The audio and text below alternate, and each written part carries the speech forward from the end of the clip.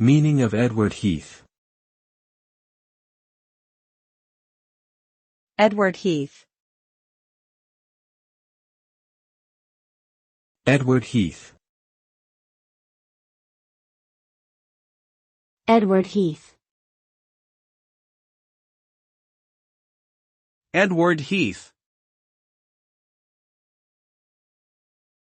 Edward Heath, 1916 to 2005, was a British politician who served as the Prime Minister of the United Kingdom from 1970 to 1974.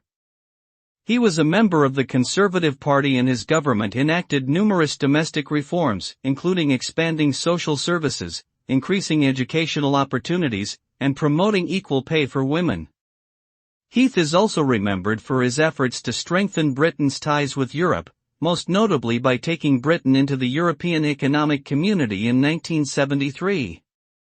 Despite these achievements, his premiership was marred by economic struggles and political unrest, and he was not re-elected in 1974.